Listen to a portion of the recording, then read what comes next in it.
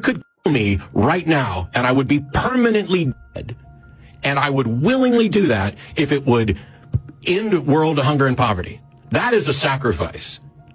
Saying, I'm going to let some people beat me and torture me and in a day and a half, I'm going to rise up and become what I was before. I was God before, I'm God after. That's not a sacrifice. That's a bad weekend.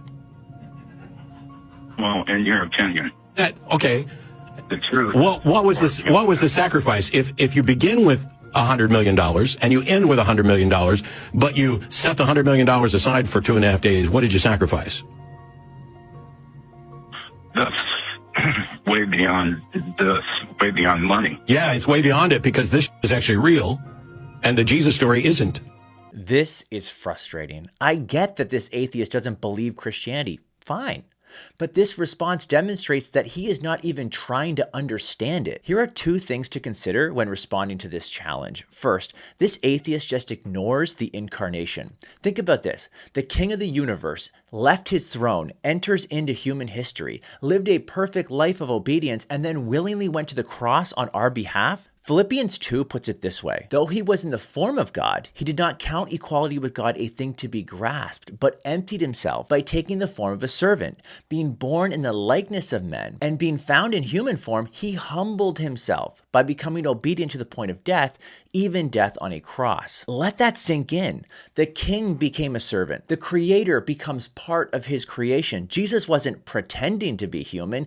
He was truly human, experiencing life with all of its struggles and pains and limitations. My point is, Jesus' sacrifice didn't begin at the cross. It began with the incarnation, when he set aside his divine privileges and walked among us. Second, this atheist downplays Jesus' suffering and sacrifice. Notice how he treats Jesus' suffering like a minor weekend inconvenience, as if he had just a rough couple of days and then bounced right back. But since when do we measure suffering and sacrifice? Merely by its duration.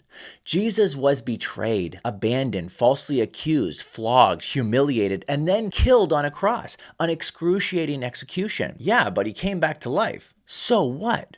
Does that erase the suffering and sacrifice? The money analogy only underscores that this atheist has no idea what he's talking about. He says, if you begin with $100 million and you end with $100 million, but you set aside the $100 million for 2.5 days, what did you sacrifice? This completely misses the point. Suffering and sacrifice aren't merely measured by permanent loss.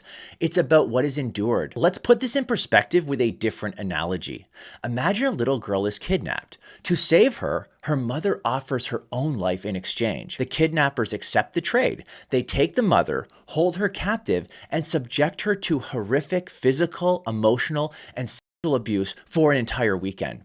Then, for whatever reason, they decide to let her go. Now imagine someone saying, since she began with her freedom and ended with her freedom, but only set aside her freedom for 2.5 days, she never really made a sacrifice. See how ridiculous that sounds? This wasn't like misplacing your wallet for the weekend. It was the brutal murder of an innocent man who willingly took the punishment that we deserved. Yes, he came back to life, but that doesn't somehow negate his suffering and sacrifice. In fact, while Jesus' death paid for our sins, it's his resurrection that makes him our high priest before the Father, so that we can be joined to him and raised with him. This atheist argument may sound catchy and play well to his base, but it completely fails to understand the weight of Jesus' sacrifice. This wasn't a minor inconvenience. This was the greatest act of love in human history.